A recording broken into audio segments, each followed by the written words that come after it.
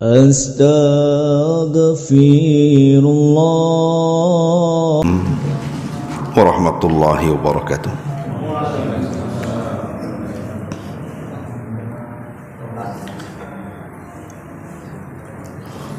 Alhamdulillah wassalatu wassalamu ala Rasulillah wa ala alihi wa sahbihi wa mawalah. Wala hawla wala quwwata illa billahi wa ba'du.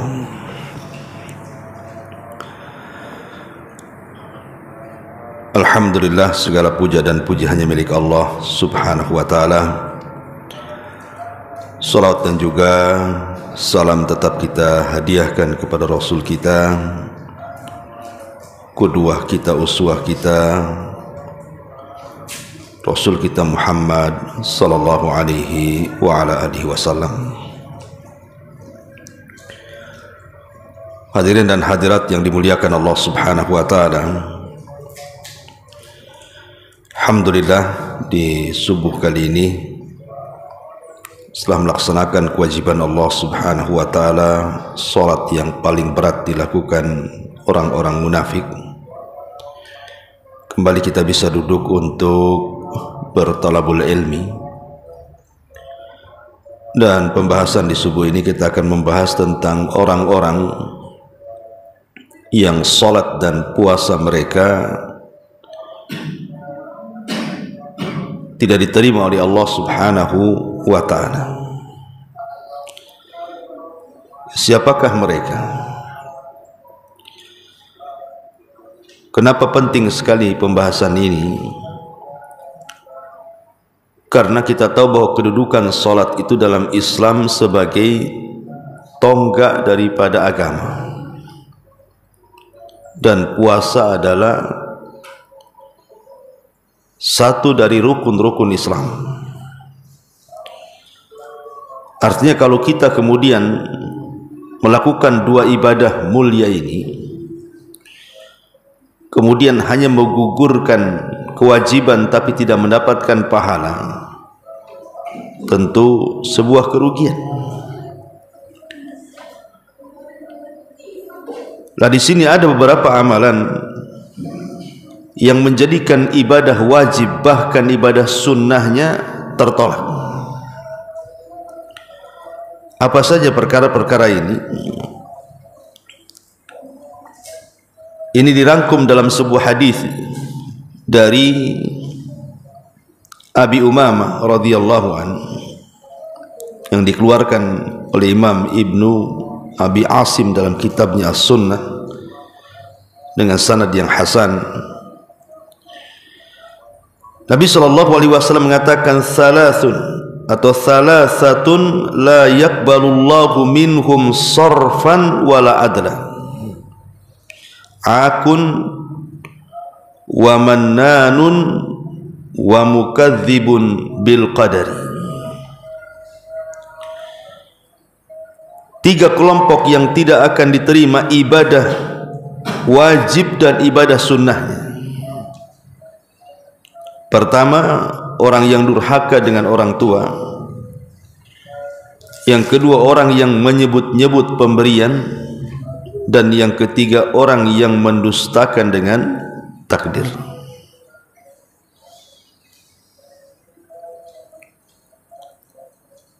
Ma'asyiral muslimin yang dimuliakan Allah azza wa jalla, di sini ada 3 poin, 3 amalan dosa yang menghalangi ibadah wajib dan sunnahnya, termasuk dalamnya adalah salat, puasa dan yang lainnya. Pertama, durhaka dengan orang tua.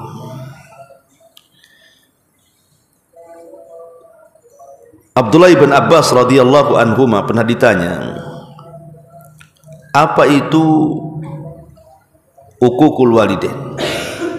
Apa itu uququl walidain? Seperti apa anak dianggap durhaka kepada orang tua? Maka Abdullah bin Abbas radhiyallahu anhuma mengatakan dan mencontohkan. Beliau tidak menyebutkan definisinya, tapi beliau menyebutkan contohnya. Dia mengatakan bahwa apabila kita sedang mengebut baju kita, menghempas baju kita, kemudian dalam baju kita ini ada debu,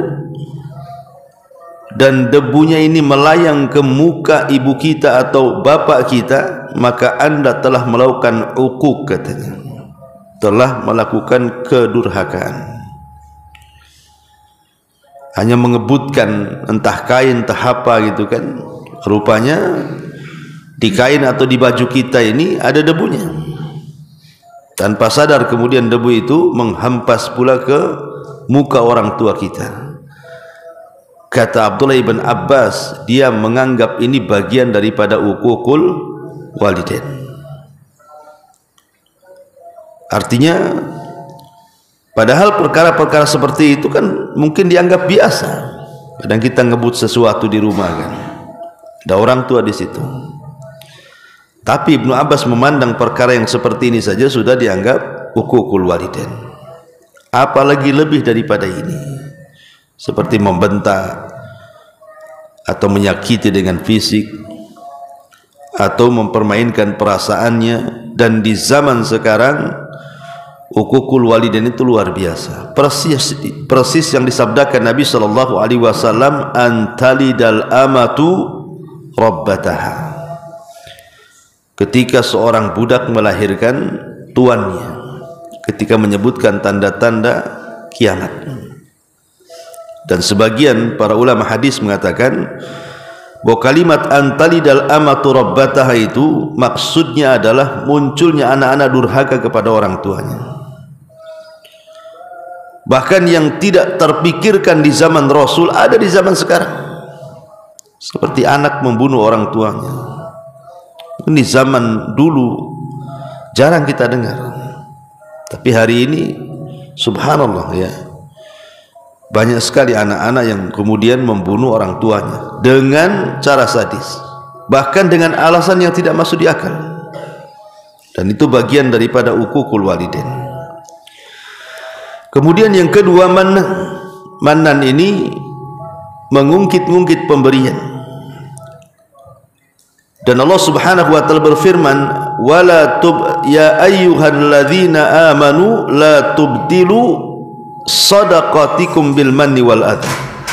Wahai orang-orang yang beriman, janganlah kalian batalkan pahala sedekah kalian dengan mengungkit-ungkit ataupun menyakiti orang yang diberi. Artinya kalau seandainya kita tidak bisa memberi, jangan menyakiti, atau kita bisa memberi, jangan pula disertakan dengan menyakiti. Makanya Al-Quran mengatakan qaulun ma'rufun khairun min sadaqatin yatba'uha adha. Ucapan yang baik itu, ucapan yang indah, itu masih lebih baik daripada anda bersedekah tapi menyakiti orang yang anda sedekahi. Umpamanya ada orang datang ke rumah, nampak bawa proposal, kemudian kita tidak bisa bersedekah kepada orang yang bawa proposal itu, entah proposal apalah, yang jelas bukan proposal pembangunan Masjid Al-Mansuro saja lah. Oh ya, dia datang-datang gitu kan. Biasanya kan banyak sekarang di masyarakat, entah apa-apa yang bawa proposal tuh, kenal pun tidak kita kan. Kadang mintanya di Tanjung Uban, pembangunannya di Madura sana, atau di Padang, atau di mana itu jauh gitu ya kan. Sampai ke sini kadang-kadang minta proposalnya itu, padahal jauh kali dia bangun tuh. Ya entah benar entah salah, kayak kemarin di viral di Batam itu rupanya hoax gitu kan. Ditangkap beberapa orang itu berproposal mengatasnamakan komunitas apa untuk pembangunan masjid itu gimana gitu, atau panti asuhan, rupanya sindikat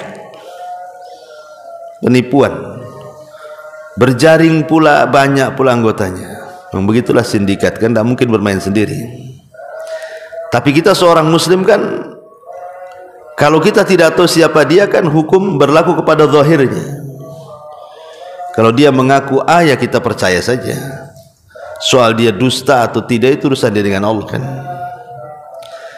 Tetapi kalau kita memang ragu-ragu dan tidak mau memberi, pokoknya ragu-ragu dan tidak mau memberi gitu kan, karena orangnya asing, bawa proposal gitu kan. Kalaupun kita tidak memberi, jangan kemudian menyakiti. Maka Allah mengatakan qaulun ma'rufun khairun min shadaqatin yatba'uha adza. Ucapan yang indah itu lebih baik dibandingkan sedekah yang menyakiti. Ya kita katakan dengan santun. Ya kalau kita tidak memberi ya minimal ya kasih minuman, kasih makan. Maaf ya saya belum bisa ngasih sedekah, tapi kan enak gitu bahasanya. Daripada nyakiti. Nih saya kasih 100.000 sampai kiamat kok jangan datang lagi ya. Umpamanya gitu. Kan itu nyakiti orang gitu kan.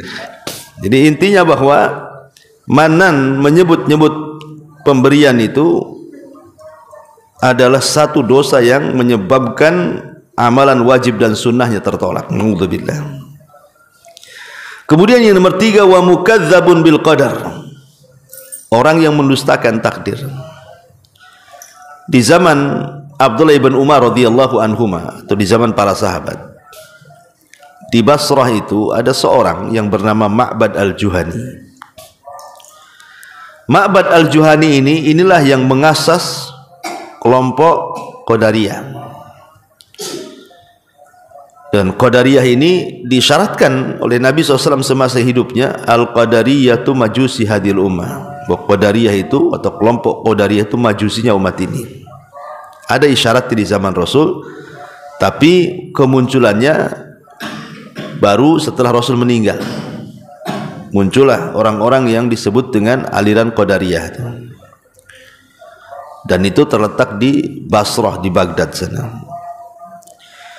Jadi ada orang-orang Basrah itu datang menemui Abdullah ibn Umar radhiyallahu anhu dan mengatakan, wahai Ibnu Umar, di tempat kami di Basrah sana ada seseorang alim, maksudnya Ma'bad al-Juhani, itu ramai orang belajar sama dia.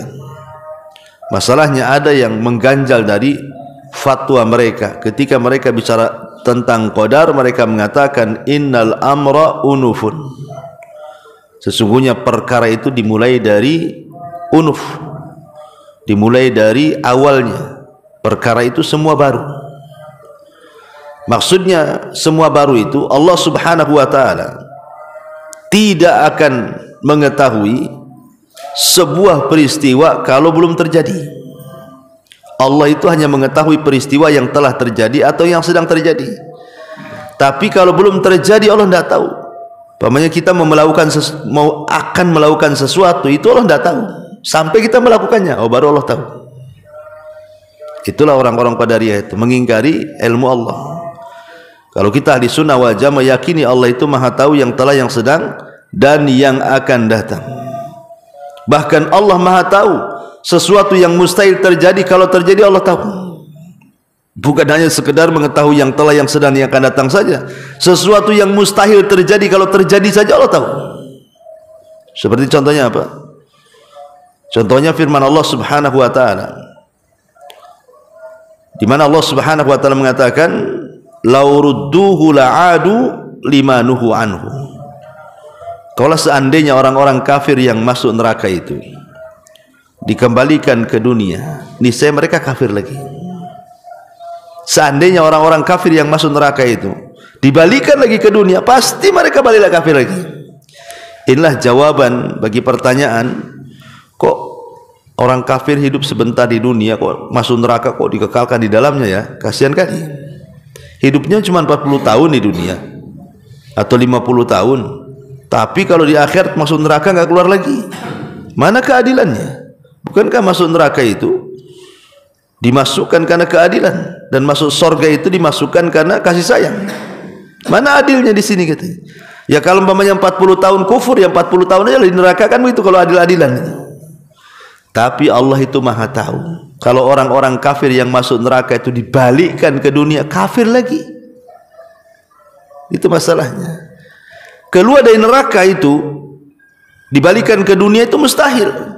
Mana ada orang masuk neraka balik lagi ke dunia, dunia pun dah hancur. Kan perkara mustahil kan itu. Sudah kiamat, sudah nggak ada dunia itu, yang ada akhirat. Tapi kalau terjadi sesuatu yang mustahil ini, kemudian tiba-tiba Allah bentuk lagi dunia, kemudian orang kafir neraka dikeluarkan, dibalikin lagi ke dunia, pasti balik kafir lagi. Itu kan sesuatu yang mustahil terjadi. Kalau terjadi Allah tahu namanya. Tapi orang-orang Qadariyah itu beda. Mereka mengatakan innal amra unuf, semua perkara itu dimulai dari yang baru. Maknanya dengan perkataan ini Ma'bad al-Juhani ini ingin mengatakan bahwa Allah ini tidak tahu apa yang akan terjadi, hanya tahu yang telah dan yang sedang saja. Makanya Abdullah bin Umar marah dan mengatakan, katakan kepada mereka, pada Ma'bad al-Juhani itu, saya berlepas diri dari mereka dan mereka berlepas diri dari saya, katanya. Dan saya mendengar bapak saya, maksudnya Umar bin Khattab radhiyallahu anhu, meriwayatkan sebuah hadis tentang hadis Jibril sampai kepada apa? Ketika Rasul ditanya soal iman, antu'mina bil qadari khairihi wa syarri. Mereka harus beriman dengan takdir Allah, baik takdir yang baik ataupun takdir yang buruk. Ma'asyiral muslimin wal muslimat rahimani wa rahimakumullah. Bicara soal mengingkari takdir ini, ya kalau alhamdulillah mungkin orang-orang Qadariyah di zaman sekarang mungkin jarang kita temui ya. Karena umumnya alhamdulillah banyak ahli sunnah kan itu. Tetapi ada orang-orang yang tanpa sadar, mau tidak mau, sadar ataupun tidak, ucapannya itu menolak takdir. Dan itu banyak di masyarakat, orang-orang yang menolak takdir itu. Seperti mengatakan umpamanya dia tidak terima dengan nasib yang kurang baik yang Allah sedang ujikan kepada kita. Ya Allah, kenapa asik saya terus yang diuji ini kok, yang lain tidak, gitu kan? Kenapa anak saya terus yang sakit, kok anak lain kok sehat-sehat, ya? Kenapa usaha saya terus yang gulung-gulung tikar, kenapa yang lain bentang-bentang, gitu kan? Umpamanya seperti itu kan secara otomatis menolak takdir itu, menolak nasib yang Allah anugerahkan. Padahal kalau seandainya mereka paham bahwa terkadang Allah Subhanahu wa taala membuat orang sakit, itu ada hikmah. Sebab kalau dia sehat, jahat dia, maka dibuat sakit dulu biar dia sadar. Atau dibuat miskin dulu sama Allah itu, sebab kalau dia kaya melampaui batas nantinya. Atau mungkin sebaliknya, ada orang itu dibuat kaya sebab kalau dia miskin bisa kufur. Atau dibuat sehat kalau dia sakit melampau. Jadi kalau orang melihat hikmah, pasti Allah, dia itu mungkin akan tenang dengan takdir yang Allah anugerahkan kepada dia. Tapi karena tidak melihat dari situnya, kadang-kadang disitulah terjadi tasahud, menolak takdir, tidak menerima yang Allah takdirkan kepada kita. Padahal sekali lagi saya katakan hikmahnya, ada orang-orang yang Allah buat dia kaya, kalau dia miskin masalah. Tapi ada orang-orang yang Allah buat miskin terus nggak kaya-kaya, sebab kalau dia kaya melampaui batas. Hikmahnya di situ. Ya. Oh, kalau kita sakit, mungkin Allah sedang menguji saya, mungkin terlampau banyaklah dosa saya itu, biar Allah gugurkan dulu kan itu. Dan saya kenal orang kaya itu, ikhwan. Ini saya ulang-ulang kisah ini waktu saya di Yaman. Ada orang kaya itu luar biasa, ikhwan. Itu boleh dikatakan orang nomor berapa terkaya di Yaman itu. Rumahnya dekat istana tuh. Tapi luar biasa, itu yang orang kaya itu dikenal ahli puasa. Senin Kemisnya itu ahli puasa, nggak pernah tinggal. Kemudian ahli sholat malam. Sholat malamnya nggak pernah tinggal. Kemudian dia hafid Quran lagi. Kemudian setiap subuh jam 3 tuh menjelang subuh dia akan membuka sedekah. Jadi dia buka sedekah itu sepertiga malam akhir. Maka dari mana-mana datang itu, paling tidak satu malam itu bisa 100-200 orang yang berproposal tuh. Setiap subuh tuh. Bayangkan coba, kita ini udah miskin, puasa tidak, sholat tidak, sedekah tidak, subuhnya telat-telat, udah ini. Tapi memang begitu, ada orang-orang kaya itu Allah berikan sebuah keistimewaan kan. Sebab kalau mungkin dimiskinkan gak seperti itu. Tapi ada sebaliknya. Ada waktu miskin itu subhanallah, mungkin ngaji paling depan, solat paling depan dalam saf pertama. Mulai Allah bentangkan kekayaan tuh. Yang tadinya ngaji seminggu sekali jadi sebulan sekali tuh. Maafin sama ustadznya. Maaf ustadz, saya baru buka cabang, katanya. Cabangnya baru 1, tapi 3 minggu dilangkai dia. Sebulan sekali aja dia ngaji. Terakhir hilang setahun sekali, Idul Fitri aja ketemu salaman tuh. Udah pindah ustadz, katanya. Usahanya pindah ke Batam, udah ngasih lagi. Obat tak nampak, katanya. Di sana ngaji, itu pula tak ngaji, gitu. Sibuk. Ya. Jadi ada orang-orang itu waktu miskin memang Allah berikan kebaikan. Bisa ngaji, sholat 5 waktu, banyaklah peluang-peluang dia untuk menambah pahala itu. Tapi ketika kaya, subhanallah, kalla innal insana la yatgha an ra'ahu stagna. Terkadang manusia itu mudah melampaui batas ketika kekayaan dibentangkan kepada dia. Jadi ada orang-orang yang mukadzabun bil qadar. Ya, ini satu hadis Nabi. Walaupun ada sebagian mengatakan riwayat ini dilemahkan, tapi ada yang menghasankan. Kemudian hadis yang kedua, hadis dari Abdullah ibn Amr.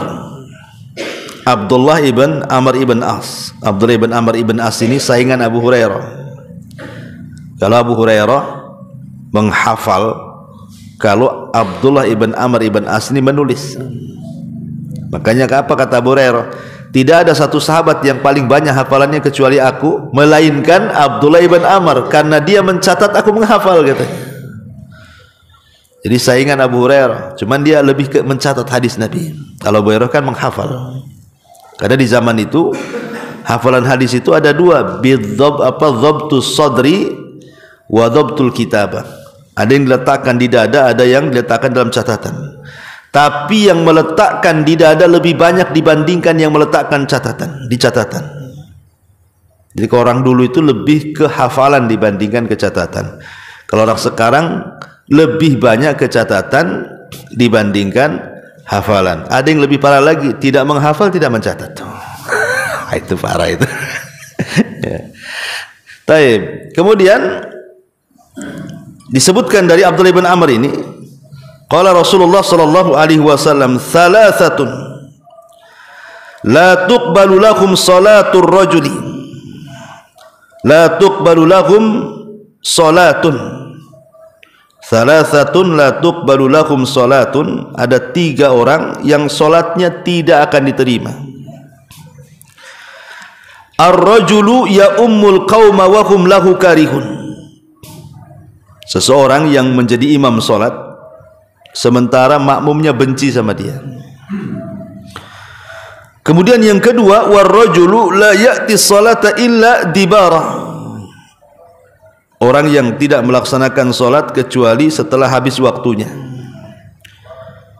Kemudian yang ketiga, yang terakhir, wa man i'tabada muharrara, dan orang yang memperbudak orang yang merdeka. Hadis ini memang menjadikan perselisihan para ulama, seperti Syekh Albani melemahkan hadis ini, kecuali kalimat yang pertama, kata Syekh Albani itu sahih. Budak yang seorang imam yang dibenci oleh makmumnya, itu saja yang benar. Ya, kalau yang lainnya lemah, kata Syekh Albani. Nah, di sini Nabi SAW mengatakan 3 kelompok itu. Pertama, imam yang dibenci makmumnya. Imam yang dibenci makmumnya. Tentu bukan karena hasad benci makmum kepada imam itu. Bukan karena imamnya kaya dia miskin hasad gitu. Atau sebaliknya, bukan. Tetapi maksudnya karena imamnya itu mungkin ahli maksiat, orang fasik. Ya, mungkin dikenal di lingkungannya tukang ngadu ayam, jadi imam pula kan itu. Imam di tengah-tengah gelanggang, imam pula di dalam masjid, kan? Ini 2 imamnya jadinya. Jadi benci itu karena kemaksiatan yang dilakukan dia, ya. Atau mungkin karena dia ahli bidah, mungkin karena dia melakukan bidah, kita nggak suka gitu ya kan. dan dia suka ngajak-ngajak orang dengan bid'ahnya, atau karena dia memang murtakib al-kabair, dia suka melakukan dosa besar, mungkin dia pezina, naudzubillah, pemabuk dan begitu seterusnya. Kita nggak suka kalau jadi imam tuh, ya. Maka kalau yang tidak suka seperti ini, nah imamnya ini tidak akan diterima sholatnya. Imam yang seperti ini tidak akan diterima sholatnya, karena Rasul mengatakan ar-rajulu ya ummul qaum wa hum lahu karihun. Seseorang yang menjadi imam dalam sholat sementara semua makmumnya benci sama dia, maka sholatnya tidak akan diterima. Kemudian juga yang kedua di sini disebutkan war-rajulu la ya'ti sholata illa dibara. Seorang tidak sholat kecuali keluar waktunya. Ya jelaslah kalau sholat di luar waktu ya nggak terimalah sholatnya. Sholat itu ada waktu-waktunya. Duhur ke asar, asar ke maghrib, maghrib ke isya, isya ke subuh, subuh ke duhur, kan semua ada waktunya. Kecuali kalau darurat. Contoh umpamanya dalam peperangan, Nabi SAW pernah menjaga parit dalam perang Khandaq sehingga melaksanakan asar di waktu maghrib. Atau di zaman para sahabat ketika menyerang Tustar, Anas bin Malik menceritakan ketika robohnya benteng Tustar itu tepat ketika adzan subuh, sehingga para sahabat harus milih nyerbu atau milih sholat subuh. Kalau milih sholat subuh ini kesempatan tidak ada lagi, karena mereka sudah mengepung 1,5 tahun. Sementara roboh gerbangnya pas pula azan subuh. Akhirnya para sahabat mengatakan, kita sudah lelah 1,5 tahun mengepung gerbang ini, masa ketika roboh kita malah ditinggal sholat, kan itu ya. Akhirnya kemudian mereka beristihad, serang dulu musuh, baru kita sholat, katanya. Akhirnya diserang musuh, rupanya Allah takdirkan agak lama, sampai takluknya musuh itu setelah terbit matahari. Artinya keluar waktunya tuh. Barulah kemudian sahabat sholat subuh di luar waktu.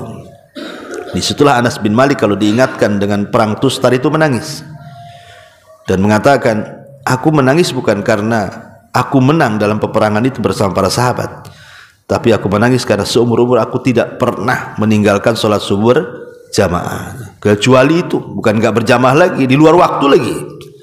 Ya, padahal kan hukumnya boleh-boleh saja, karena Rasul pernah juga sholat asar di luar waktu, karena kan kondisi jihad masalahnya. Maka dibolehkan secara fikih sebenarnya dalam waktu-waktu yang seperti ini, kondisi seperti ini harus memilih kan. Tetapi dalam kondisi aman, maka tidak boleh kita mengakhir-akhirkan waktu, apalagi sampai keluar waktu lagi ya kan? Kemudian yang ketiga, orang merdeka dijadikan budak. Ya mungkin sekarang nggak ada lah, tapi kalau di zaman dulu, di zaman jahiliyah, budak itu komoditi bisnis yang menguntungkan. Orang-orang jahiliyah itu kadang-kadang dia membeli banyak budak perempuan, kemudian digauli, kemudian punya anak, anaknya dijual tuh, kan jadi budak anaknya. Dibanyakin tuh beli perempuan, nanti digauli, disuruh banyak anak tuh perempuan itu, nanti dijual, karena itu komoditi yang paling efektif dalam berbisnis. Terkadang orang jahiliyah itu nyulik orang, jadi ada orang merdeka diculik dia, nanti dijual jadi budak. Lah datang Islam kemudian mulai mengikis perbudakan. Makanya dalam setiap kafarah dalam Islam itu selalu yang pertama memerdekakan budak dulu tuh. Umpamanya berhubungan intim di siang hari bulan Ramadan, kan ada kafarahnya tuh. Pertama kafarahnya apa? Memerdekakan budak. Kafarah dihar, memerdekakan budak. Pokoknya Rasul selalu kalau dalam kafarah-kafarah itu tidak lepas dari memerdekakan budak, karena Islam itu tidak suka perbudakan. Yang suka-suka perbudakan itu kalau dalam sejarah kan orang-orang Eropa saja tuh. Tapi kemudian sejarah diputar balikan, orang-orang kafir ini seolah-olah Islam ini menghalalkan perbudakan.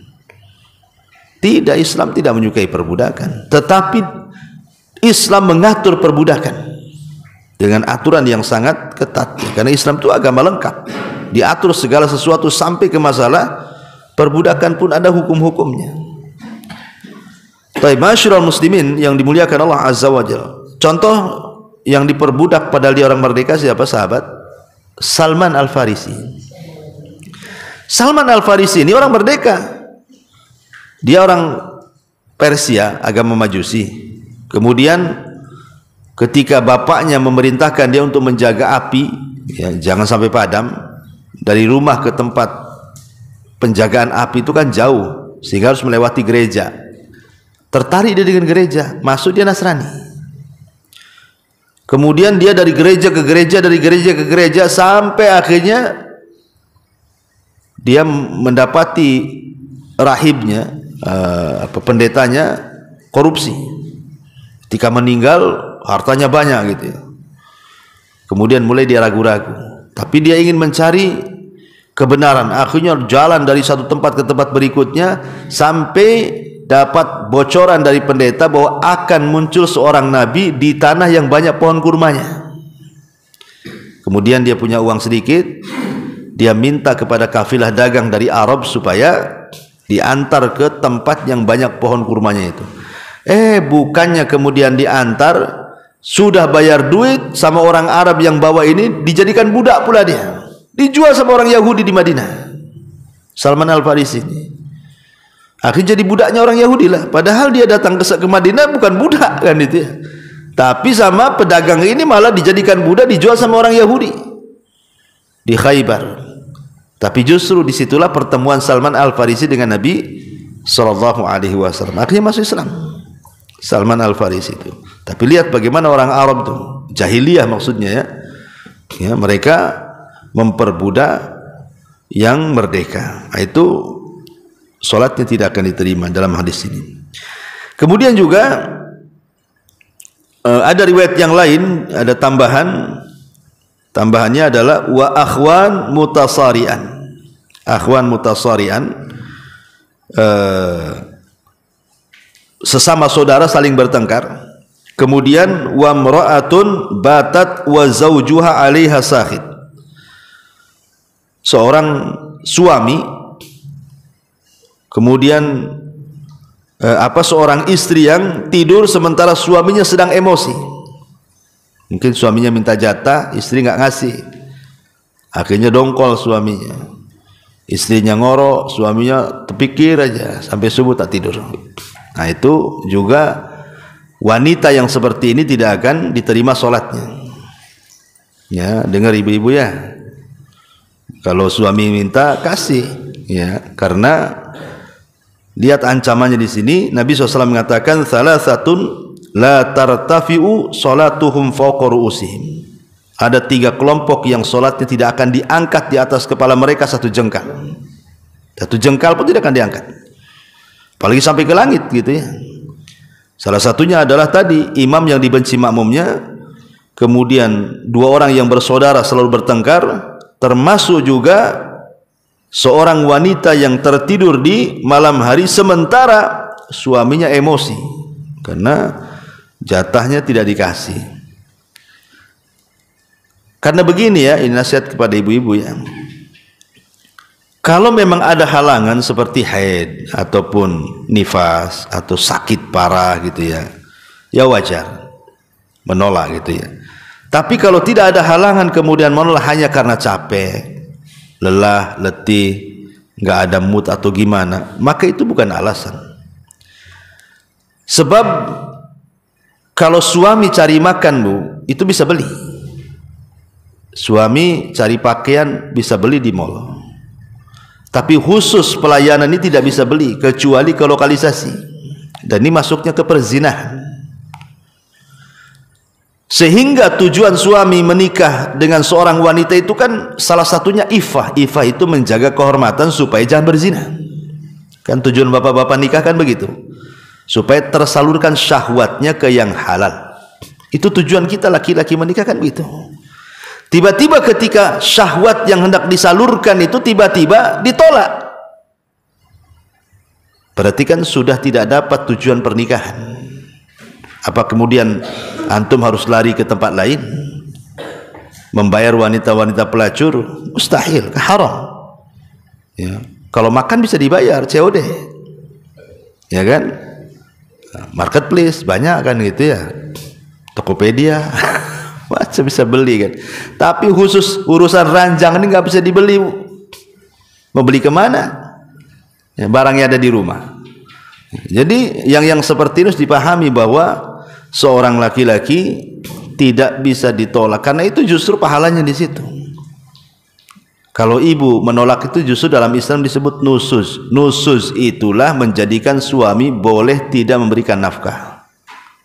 Antum kalau ditolak sama istri, 1 hari itu jangan dikasih jajan, 2 hari tadi kasih, 2 hari tadi kasih jajan, 3 hari, sebulan jangan dikasih nafkah. Ya, karena itu nusus. Kalau dia menolak, jangan dikasih nafkah.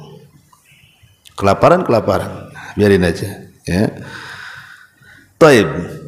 Kemudian di antara orang-orang yang juga ditolak kita, karena waktu juga kita baca secara singkat aja. Orang yang melakukan kezaliman di kota Madinah dan menakut-nakuti penduduknya, ini tidak akan diterima amalan wajib dan sunnahnya. Ataupun orang yang mendatangkan kebid'ahan di kota Madinah dan melindunginya, ini juga masuk dalam kategori tidak akan diterima amalan wajib dan sunnahnya. Kemudian juga orang yang manintasaba ila ghairi abi, ngaku-ngaku nasabnya orang padahal bukan. Dan ini banyak di masyarakat yang ngaku-ngaku nasab, namanya ngaku-ngaku keturunan Nabi padahal dia tidak punya nasab yang benar. Ya, padahal kalau kita tahu bahwa nasab-nasab ke Nabi itu kan jelas tuh ada badan khususnya, namanya badan nasab, ya kan? Kalau tidak masuk di badan itu, kemudian dia menyambung-nyambungkan nasab, nah itu namanya menasabkan kepada yang bukan bapaknya. Atau antum contoh yang lain, ngangkat anak, tiba-tiba bapaknya lain, tapi nasabnya ke antum yang menjadi bapak angkatnya.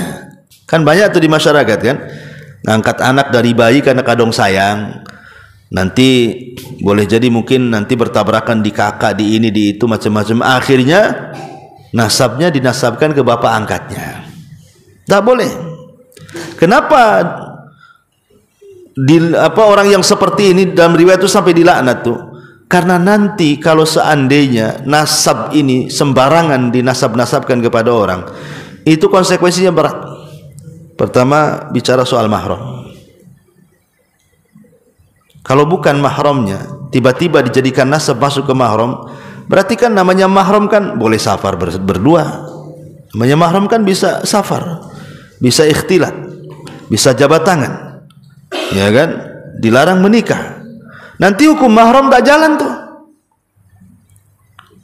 Kalau seandainya kemudian dia dinasabkan kepada bapaknya, kemudian ketemu dengan anak kandung bapak itu, seolah-olah itu anak dia, batallah hukum mahram di sini jadinya kan. Berarti dia tidak menyadari bahwa dia itu sebenarnya bukan mahramnya, tapi seolah-olah dia mahram, akhirnya menghalalkan semuanya. Ikhtilat boleh padahal haram, dia bukan mahramnya kok. Ya, kemudian juga safar bersama nggak boleh. Kemudian sentuhan, salaman nggak boleh kan itu. Tapi karena merasa sudah dinasabkan ke bapaknya seolah-olah sama dengan anak kandungnya, akhirnya batallah hukum mahram di situ. Waris, anak angkat gak dapat waris, tapi karena sudah dinasabkan ke bapaknya binnya, akhirnya kan secara zahir mewarisi kan, padahal dia bukan ahli waris, anak angkat itu. Jadi jatuh mahramnya, jatuh perwaliannya, jatuh warisannya, dan begitu seterusnya. Jadi konsekuensinya panjang tuh kalau orang menasab-nasabkan kepada yang bukan bapaknya itu, atau menasabkan ke yang bukan kampungnya, kepada bukan kabilahnya, ya, nah, seperti itu. Ya, jadi nggak boleh. Kemudian juga man qatala mu'minan fagtabata biqatlihi, orang yang membunuh seorang mukmin dan dia senang dalam membunuhnya, senang, puas gitu ya. Makanya dalam urusan waris biasanya saudara dengan saudara, urusan waris akhirnya bunuh-bunuhan, kayaknya puas sekali tuh bunuh saudaranya tuh. Nah, ini tidak diterima amalan wajib dan amalan sunnahnya itu.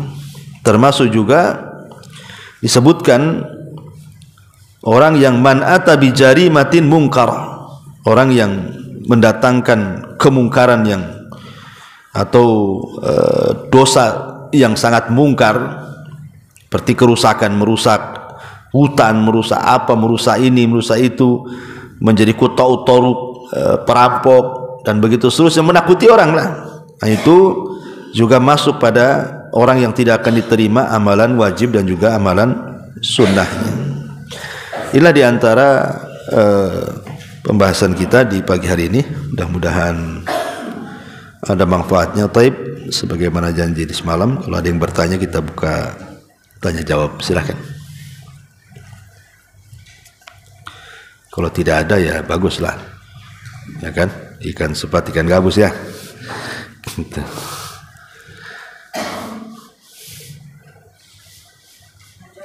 Iya.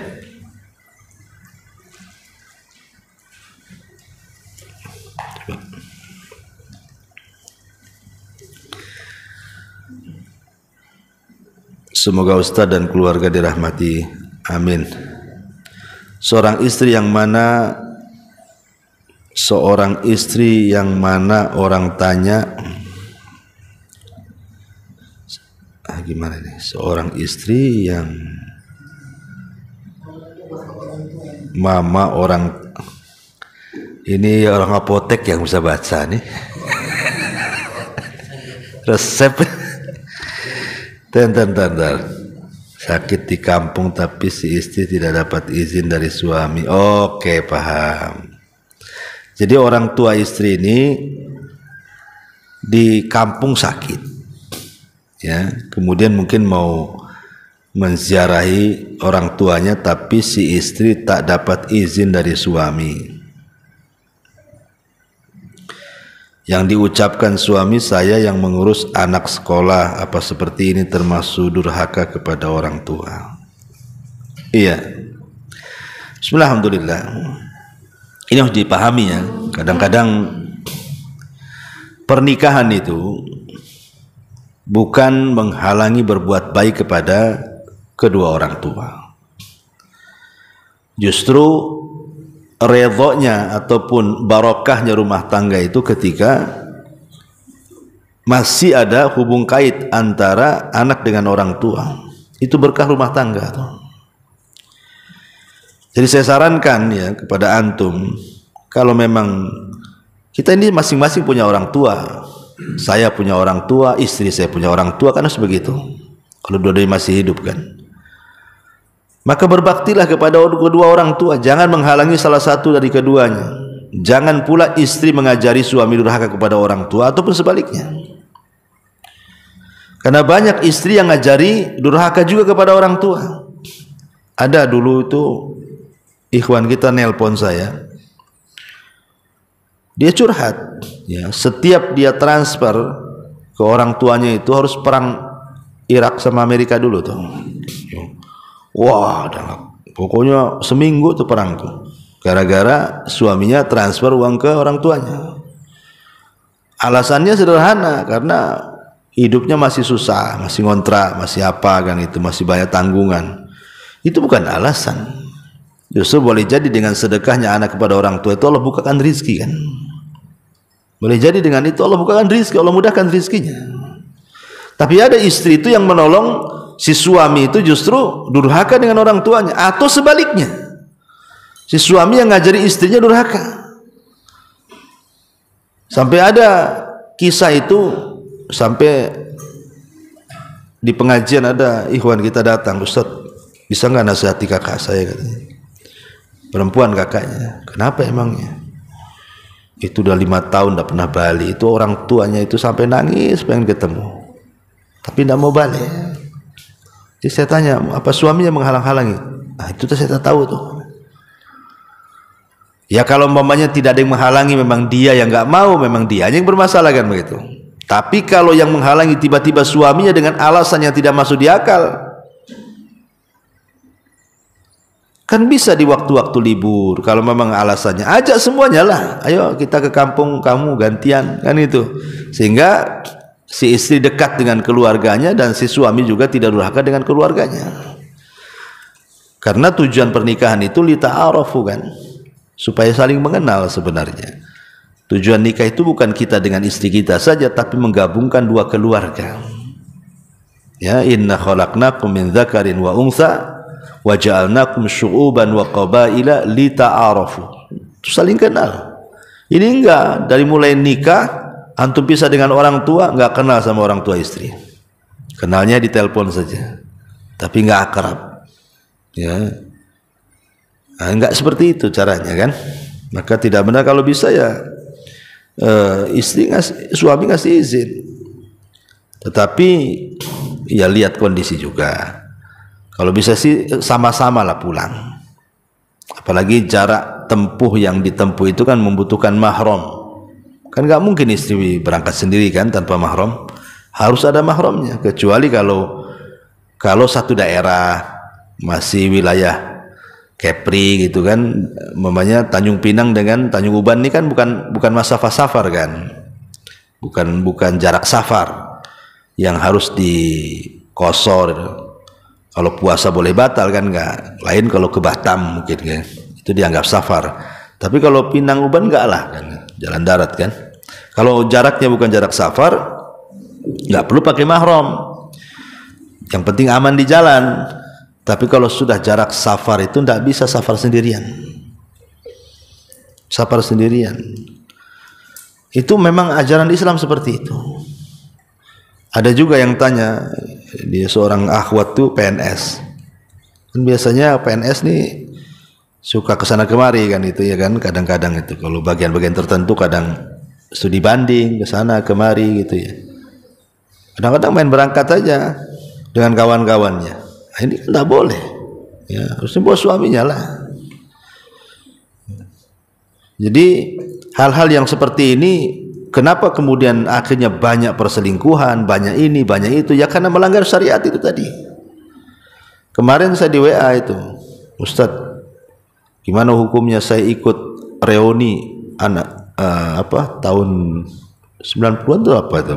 Pokoknya dia reuni anak SD lah. Kelas 6 tahun 90-an itu atau berapa gitu.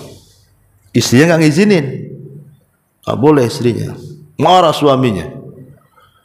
Karena mungkin istrinya tahu, karena banyak kejadian habis reuni itu ketemu pacar lamanya kan. Itu kan banyak tuh. Banyak selingkuh-selingkuh gara-gara reuni itu. Ya, mungkin dulu waktu SD-nya culun-culun kok udah ganteng pula sekarang kan. Terus sebaliknya gitu kan, jadi pengusaha. Kan banyak yang seperti itu. Padahal dia ngaji. Saya bilang betul lah istri antum tuh. Nggak usah ikut. Apa faedahnya reuni di situ? Antum mau ceramah di situ diundang. Kalau hanya makan-makan nggak ada faedahnya apa?